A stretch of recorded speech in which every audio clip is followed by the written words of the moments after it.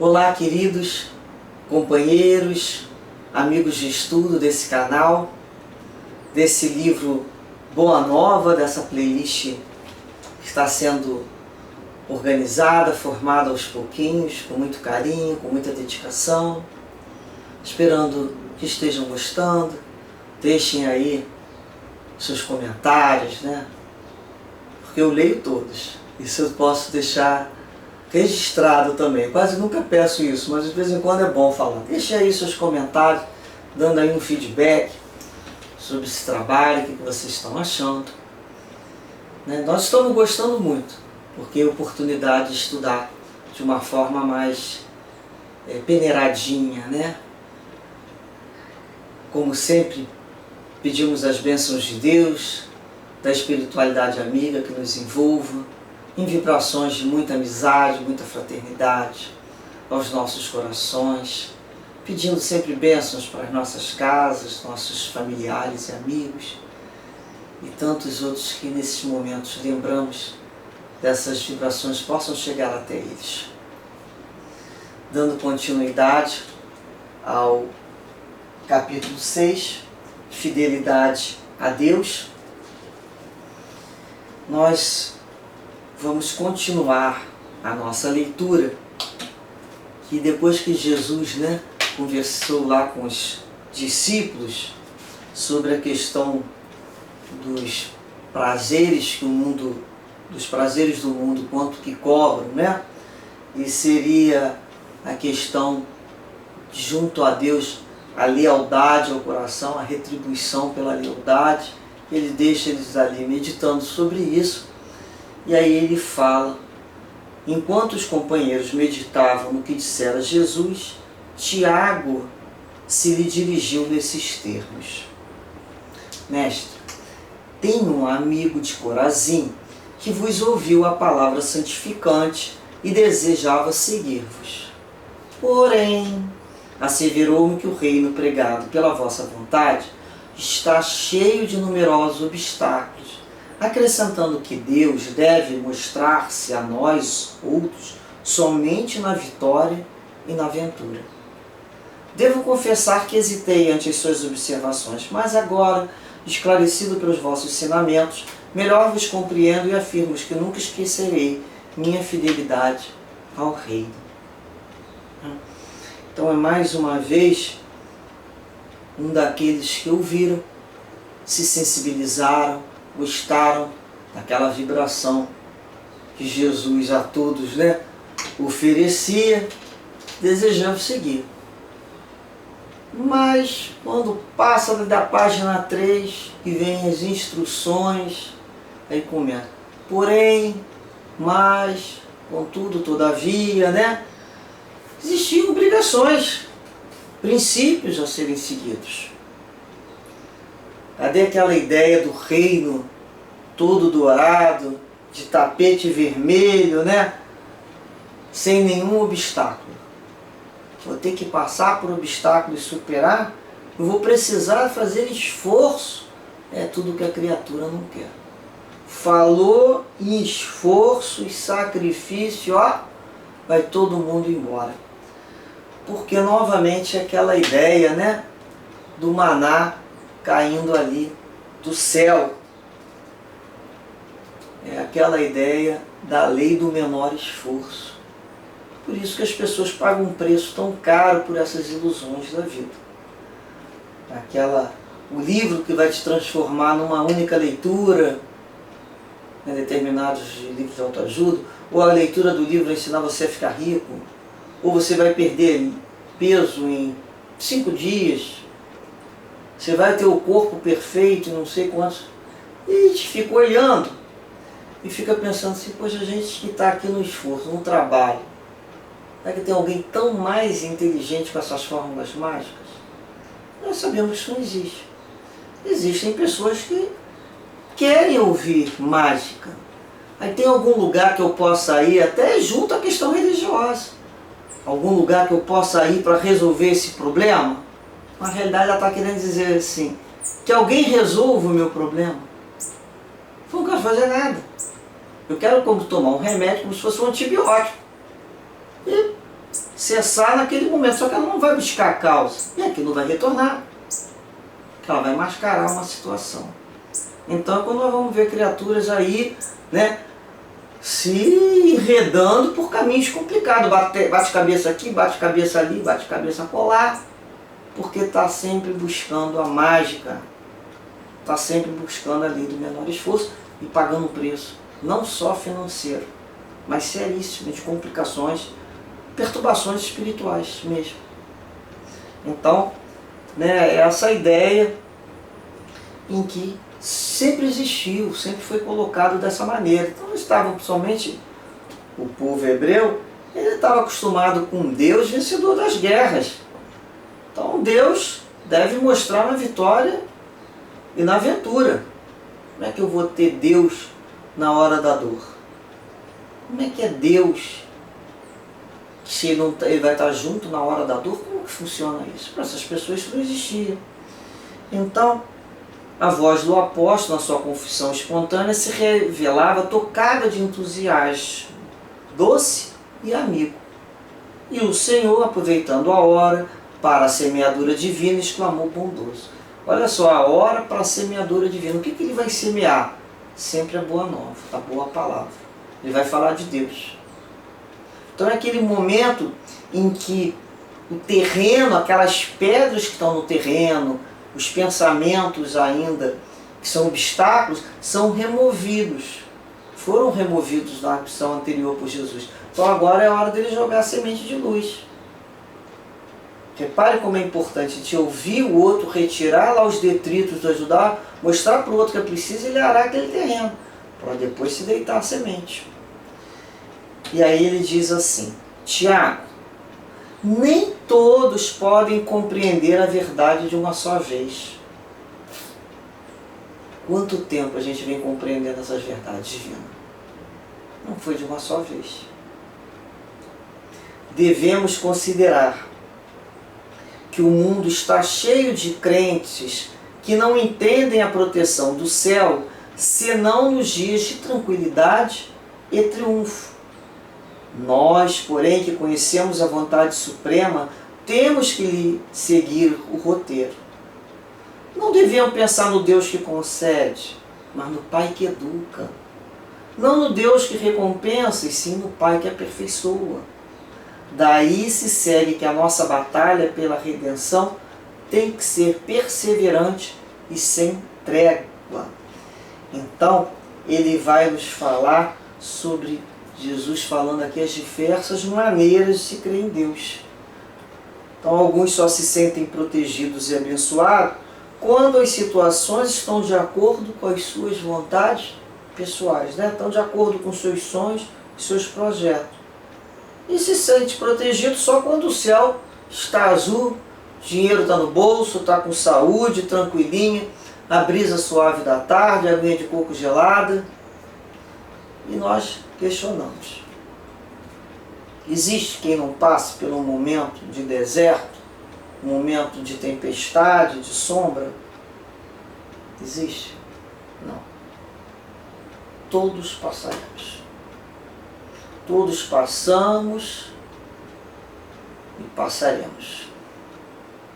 E é interessante porque ele fala aqui, não devemos pensar no Deus que consegue, mas no Pai que educa. Ou seja, o Pai nos educa. A educação de Deus não é processo punitivo.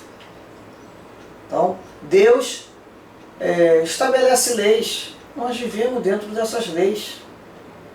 O que nós vamos receber é consequência, ação e reação dos nossos comportamentos quando infringem as leis. Vamos sofrer. É uma lei. É a lei que garante esse progresso. Todo esse progresso evolutivo. Então Jesus já colocava ali que Deus aperfeiçoa, né? Perseverante sem entrega. O tempo todo, mais a questão da fidelidade, Jesus deixou claro sempre a questão de fazer a vontade de Deus. Então é quando ele nos diz assim, né? Meu alimento é fazer a vontade do meu Pai. Esse era o alimento dele.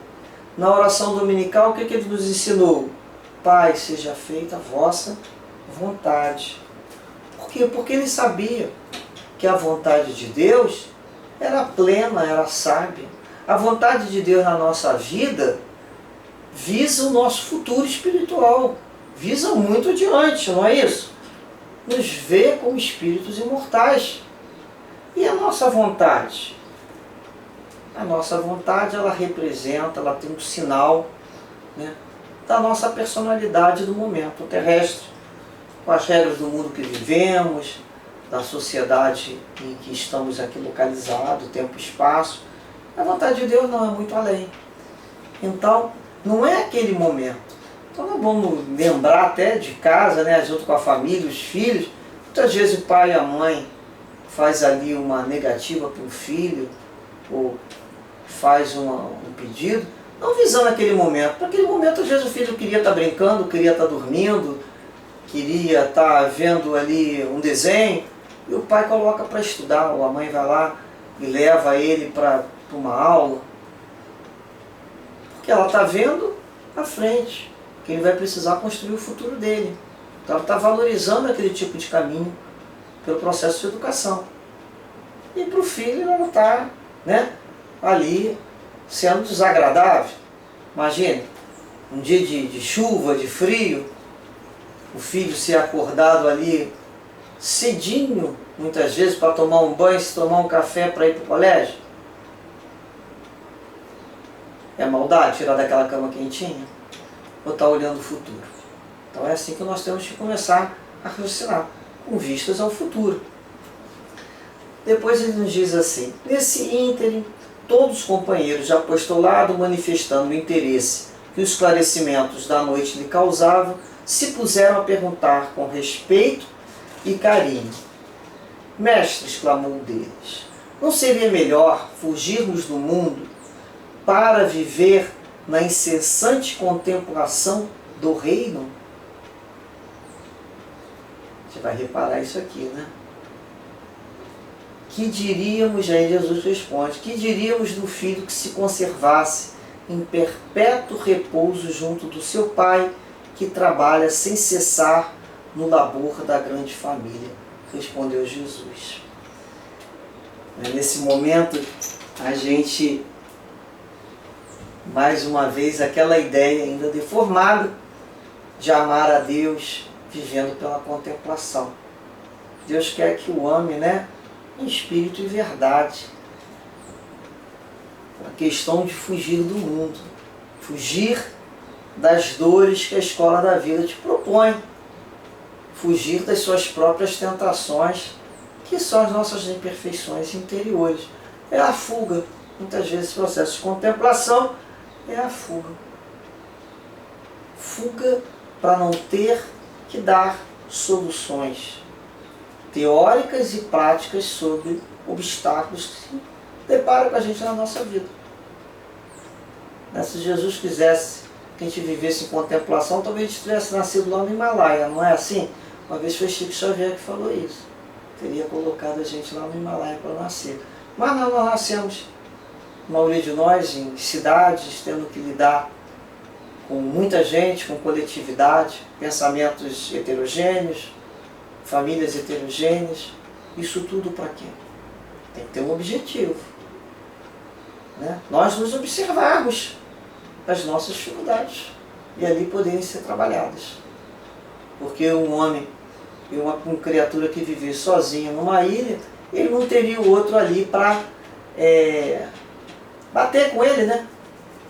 Um bicudo com outro bicudo, não vai existir só um bicudo, não vai ter outro bicudo, e aí não vai dar aquela lixada boa que a gente precisa, né, nas nossas personalidades.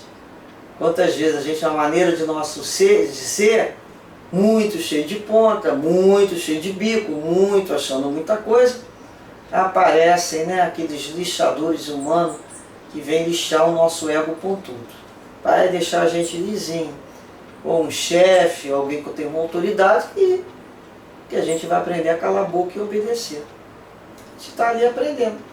O outro está aprendendo a mandar, a gente está ali aprendendo a obedecer. É difícil? É difícil. mas a gente já entendeu o que está fazendo ali naquela situação. Então a gente pode, né, da mesma forma que Jesus falou, um filho que se conservasse em perpétuo repouso junto do pai, que está trabalhando o tempo todo para manter a família. Então a gente imagina essa família, cheia de filhos, com coisas para fazer dentro de casa, dá conta daquelas crianças, dá conta das contas da casa, que são caras, né? E ali morassem filhos com idade já, que cada um com a sua possibilidade de ajuda, e nada fizesse. Ficando ali, às vezes, no meio da sala, a mãe quer varrer e está ali, ajoelhada, agradeço, agradeço, agradeço. O que nós falaríamos para ele? Uma pia cheia de louça, um tanque lotado, roupas acumulando ferro parado, a vassoura ali atrás da porta, e aquela pessoa ali ajoelhada agradecendo. O que a gente falaria, né? Levanta e vai fazer alguma coisa. Não é assim? Levanta e ajuda. Ninguém quer o outro ali naquela situação desse tipo de agradecimento. Nem chorando. Não tá produzindo. Então, quando a gente começa a observar, será que nós já fomos esse tipo de filhos? Que ficamos só na palavra, né? Obrigado, obrigado, obrigado, mas não levanta ali uma palha para aquela situação. E depois ele continua assim. Mas de que modo se há de viver como homem e como apóstolo do reino de Deus na face desse mundo? Foi uma pergunta de Tadeu. Como conciliar, né? Mundos tão diferentes. E aí Jesus fala, olha, em verdade, ninguém pode servir simultaneamente a dois senhores. For absurdo viver ao mesmo tempo para os prazeres condenáveis da terra e para as virtudes sublimes do céu. O discípulo da Boa Nova tem de servir a Deus servindo a sua obra neste mundo. Vou repetir, servir a Deus servindo a sua obra neste mundo. Ele sabe que se acha a laborar com muito esforço num grande campo, propriedade de seu pai, que observa com carinho e atenta com amor nos seus trabalhos. Imaginemos que esse campo estivesse cheio de inimigos, por toda a parte, vermes asquerosos, víboras peçonhentas, tratos de terra improdutivo. É certo que as forças destruidoras reclamarão a indiferença e a submissão do Filho de Deus. Mas o filho de coração fiel ao seu pai se lança ao trabalho com perseverança e boa vontade. Entrará em luta silenciosa com o meio. Sofrer-lhe-á os tormentos com heroísmo espiritual, por amor do reino que traz no coração. Plantará uma flor onde haja um espinho. Abrirá uma senda, embora estreita, onde estejam em confusão os parasitas da terra. Cavará pacientemente, buscando as entranhas do solo, para que surja uma gota d'água onde queima um deserto. Do íntimo desse trabalhador brotará sempre um cântico de alegria, porque Deus o ama e segue com atenção. Então a gente vai lembrar aqui, né, que Jesus não deixa dúvida, né? Ele fala que é um absurdo viver ao mesmo tempo, né, atendendo a dois senhores. Nós vamos lembrar que ninguém pode servir simultaneamente a Deus e a Mamon. Dentro do Evangelho segundo o Espiritismo, lá no capítulo 16, Kardec vai fazer inúmeros apontamentos sobre essa ideia, né, sobre essa questão. Possuímos aqui também no nosso canal um estudo referente a esse viver em conflito. Porque a maioria dos nossos conflitos existem justamente porque queremos servir a dois senhores. Nós queremos viver coisas contrárias, né, entre si. A gente fala Mamon, né, a cada época com a sua ideia, com o seu modismo, com a sociedade, com seus interesses. Então Jesus vai nos trazer ali questões para que a nossa alma viva de acordo. Então, ele vai traçar as decisões que deveremos tomar em relação à escolha de segui-lo. E aí nós aqui nos questionamos. Nós já escolhemos seguir a Deus ou depende do dia? Tem dia que eu já acho que eu posso não seguir a Deus. Repare como é que nós vivemos em conflito. O mundo fala que o esperto, a vantagem, aquele que se dá bem, que o outro está te fazendo de bobo, que você deve responder, que você não deve ficar aquilo barato, que você deve ser uma pessoa que se posicione, não é assim? E aí nós, no outro dia, estamos pedindo a Jesus que nos oriente. Mas ele já nos orientou. Não dá para viver nesse conflito. É aquele momento que eu penso assim, o que eu quero da minha vida? Não dá para ficar andando com uma perna para cada lado. No momento que eu passo a ter princípios, organizar a minha mente, o que está com a minha consciência de acordo com a lei de Deus? Essas sim são o que a gente pode falar, né? Dentro da base, da fundação, as pedras grandes. É ela que é a base. Então tem que atender a isso. Então ele fala aqui, ó, servir a Deus servindo a sua obra nesse mundo. Então, como a gente vai servir a obra de Deus? Atendendo-lhe a lei, amando, né? E não sendo rebelde à sua lei, fazendo tudo ao contrário. Como é que eu amo a Deus sendo contrário a toda a sua lei? Ah, eu amo a Deus, vivo com Deus, mas essa parte aqui da lei de Deus eu já acho que não é preciso. Então a gente vai percebendo o quanto que a gente ainda tem de discrepâncias de pensamento, né, de raciocínio, né? Isso é muito importante para a gente passar a se organizar. E depois, seguindo, um dos filhos de Zebedeu, que pode ser Tiago ou João, certamente é João, porque Tiago já falou antes, né? Ele pergunta assim: qual a primeira qualidade a cultivar no coração para que nos sintamos plenamente identificados com a grandeza espiritual da tarefa? Qual? Repare bem, a primeira qualidade a cultivar.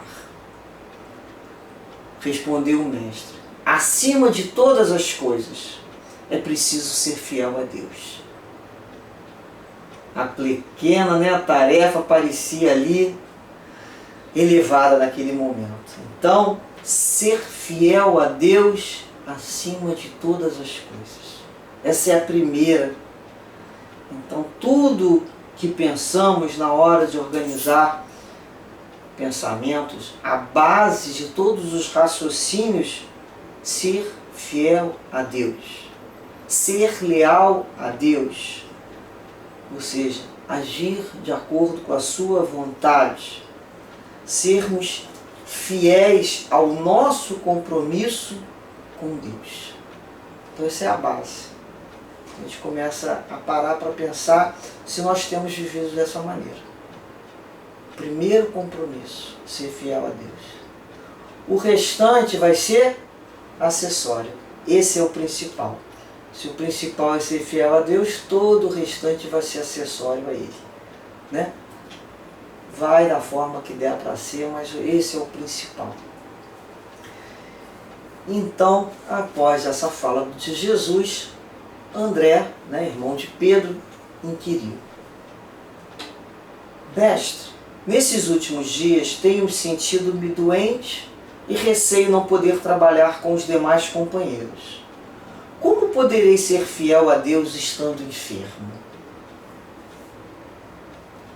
É uma dúvida. Como é que eu vou ser fiel a essa obra que lembra trabalho, estando aqui adoentado, né? Ou com algum outro tipo de problema, né? Ou seja, quando passa aquele momento de brisa e vem a tempestade, como é que nós vamos agir? E aí Jesus diz assim: ouve, replicou o Senhor com certa ênfase, nos dias de calma é fácil provar-se fidelidade e confiança. Não se prova, porém, dedicação verdadeiramente, senão nas horas tormentosas, em que tudo parece contrariar e perecer. Reparamos? Os dias de calma é fácil, porém não se prova se não for nas horas de tormenta, né? Que tudo parece contrariar, né? E perecer. E aí a gente vai lembrar da prova da fé. Quantos de nós sentimos vitoriosos por nos mantermos firmes em meio às forças contrárias? Então muitas vezes a pessoa fala assim: mas você está vivendo isso tudo aí de dor? Você está passando por esses problemas todos? Você está mal? Você não tem Deus na tua vida, não? A gente já ouviu isso. Não tem Deus na tua vida? Sua religião não te ajuda? Porque para essas pessoas a concepção de ter Deus na vida é viver em glória e vitória. Elas não passam por problema. Na hora que passa por problema, não tem Deus. Elas foram abandonadas. Estão ali sob a batuta do demo. Isso é incongruente, não é? Nós estamos o tempo todo com Deus. Mas é o Deus que nos educa. É aquele momento em que nós vamos testemunhar a fé. Que nós vamos, naquele momento mais difícil, colocar para fora tudo que nós estudamos. Ou vamos repetir antigos comportamentos desajustados. Nada mais é do que isso. A gente estuda para quê? Para a hora da prova, para a hora da tempestade, para o momento sombrio.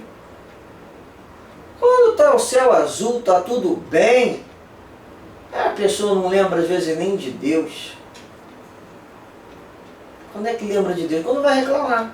Ó Senhor, já olha para cima, né? Deus está em cima. Ainda existe um lugar para ele estar. É organizando o pensamento. Você esqueceu de mim, né? Ela começa a fazer um processo, pelo menos, de busca. Que começa geralmente assim. Então a gente começa também a parar para organizar o nosso pensamento. Estamos com Deus o tempo todo. Somos vitoriosos quando não nos deixamos regredir a antigos comportamentos. Olha a vitória. Continuamos querendo ser felizes, sim, mas sabemos que temos que passar por aquele momento. Que naquele momento estamos sendo muitas vezes carregados no colo. Essa prova é nossa. O professor não vem fazer a prova por mim. O que adianta estudar e na hora de fazer a prova, o outro que vai fazer a prova por mim? Isso seria uma falta de respeito. A gente não começa a ver de outra maneira, a gente está amadurecendo. A prova é nossa. Se não ficar boa, a gente vai fazer de novo. Certamente a gente já fez a prova muitas vezes. E cada vez nós estamos saindo melhores. Antes, talvez, a gente nem assinasse o nome. Agora a gente já assina o nome, outras vezes assinou o nome, devolveu em branco. Agora não, está ali quebrando a cabeça, fazer isso de uma forma melhor. O que Jesus falou sobre isso? O que Jesus falou sobre a ingratidão?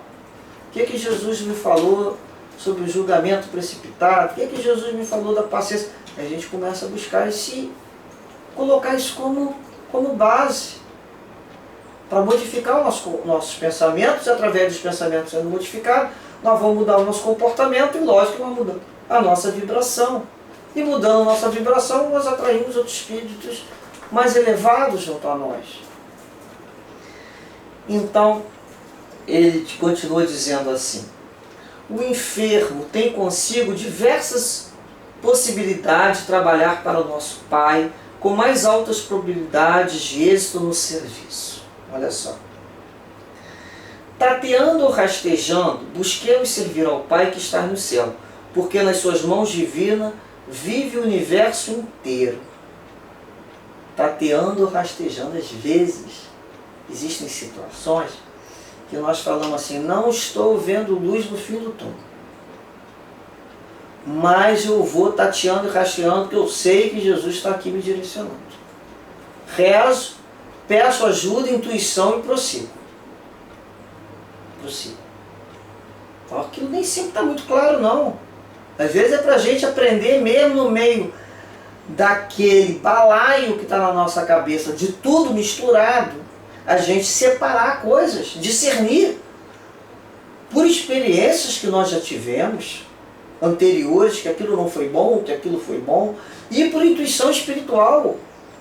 Então nós temos que aprender a fazer discernimento.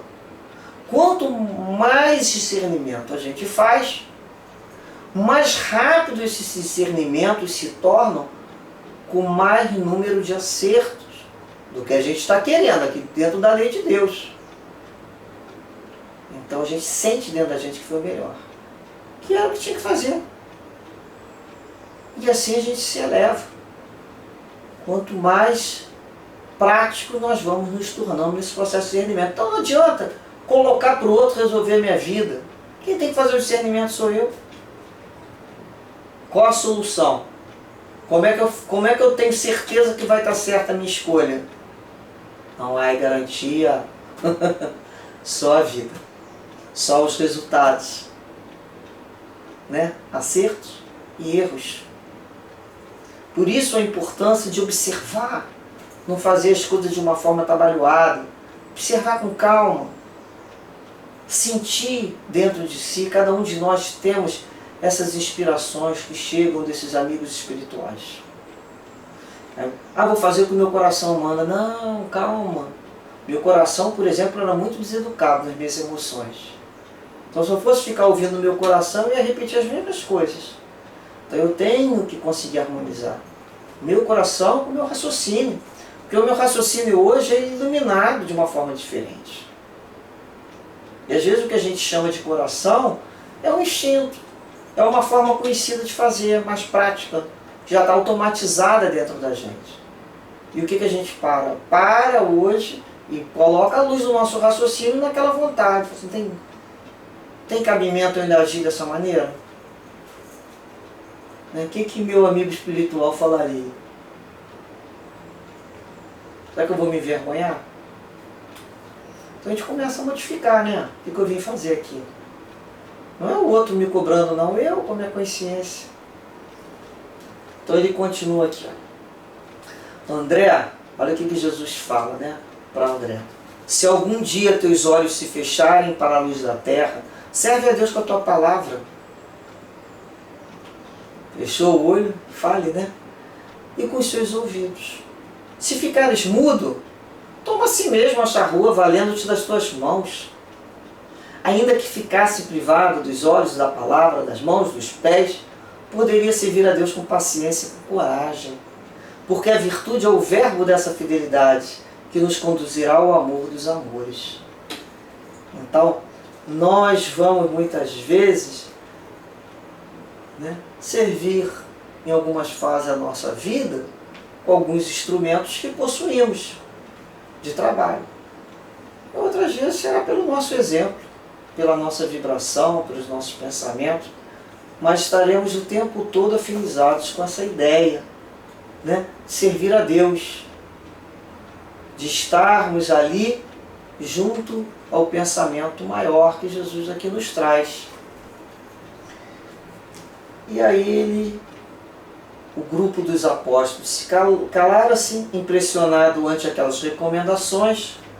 O luar esplendia sobre as águas silenciosas, o mais leve ruído não traía o silêncio augusto da hora. André chorava de emoção, enquanto os outros observavam a figura do Cristo. Deve ter sido assim, né?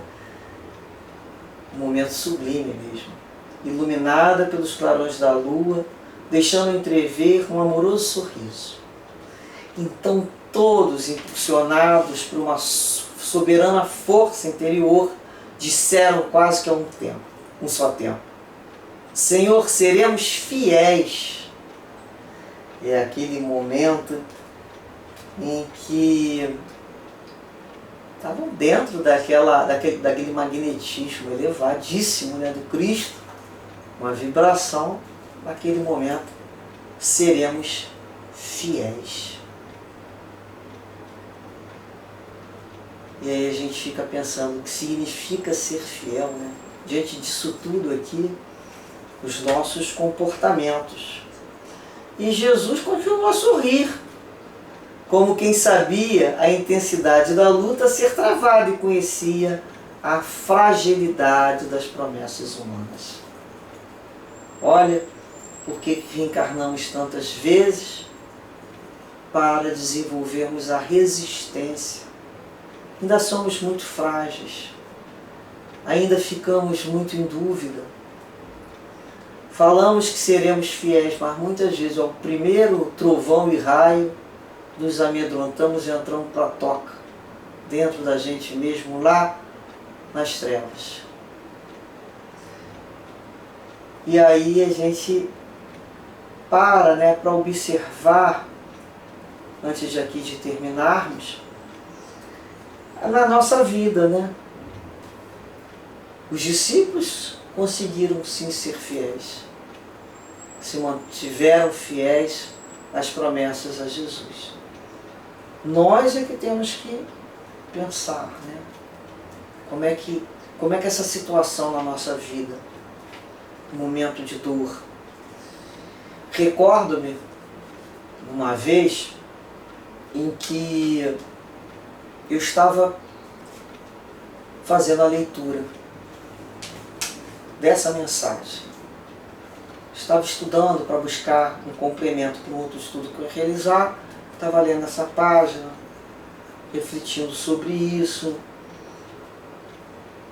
Assim, de uma forma assim, né, tranquila, como a gente está aqui agora, tranquilo. Eu terminei, esperei mais um pouquinho de tempo. E me foram buscar em casa, tanto por chamando e por telefone tocando, que meu filho estava numa situação muito difícil. Menininho novo, estava na rua, tinha sofrido um acidente. E aquilo, né? Você está numa leitura dessa, um pensamento elevado, bem, certamente estamos sempre muito bem assessorados quando estamos num estudo como esse. E eu fui tirada daquela emoção aqui. Mãe, fala logo, né? E aí eu saí de casa, meio atrapalhada, morando num prédio, para pegar o elevador.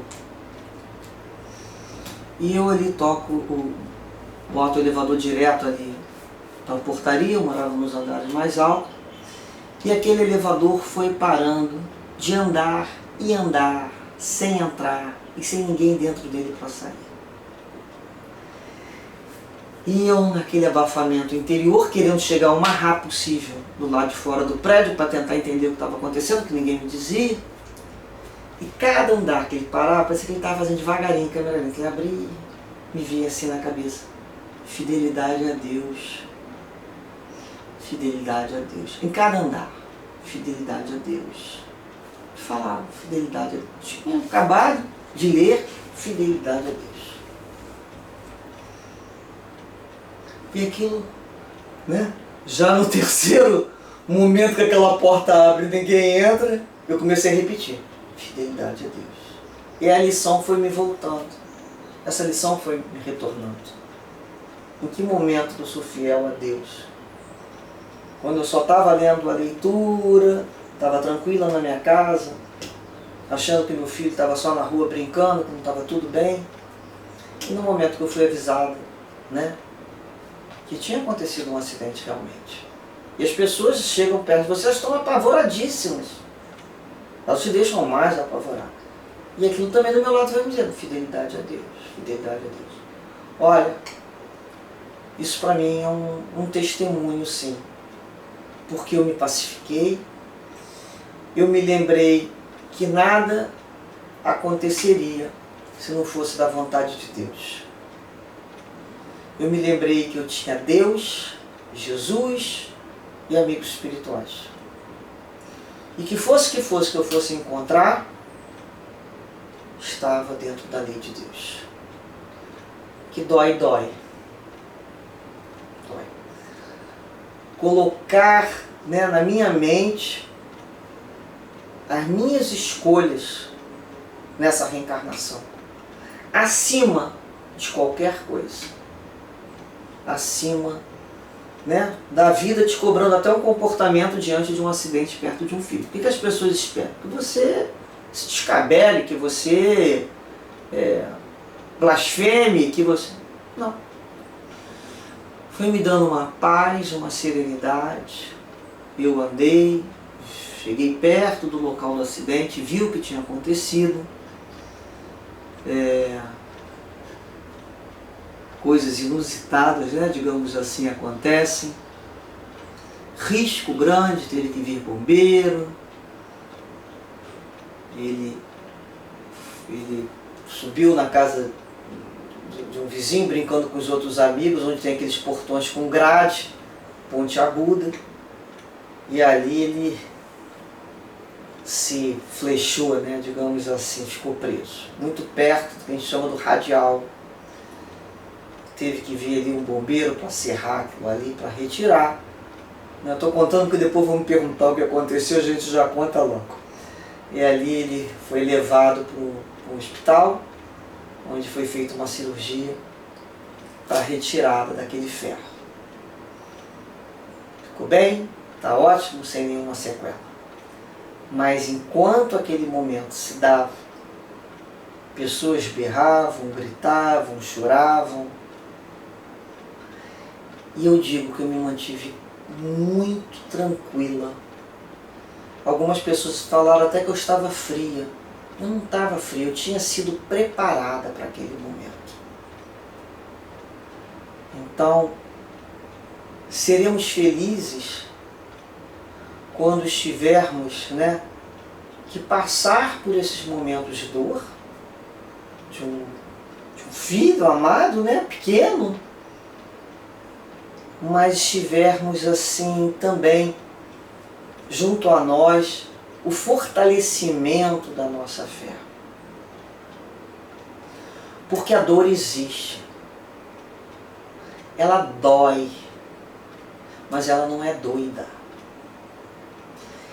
Ela é dentro de um raciocínio e tendo por base a fidelidade de Deus. O que ali, se eu berrasse, gritasse, iria melhorar em quê a situação? Em nada. Já tinha ligado, chamado socorro, né, as necessidades, amigos, vizinhos nos ajudando, pensamento positivo, rezando muitos.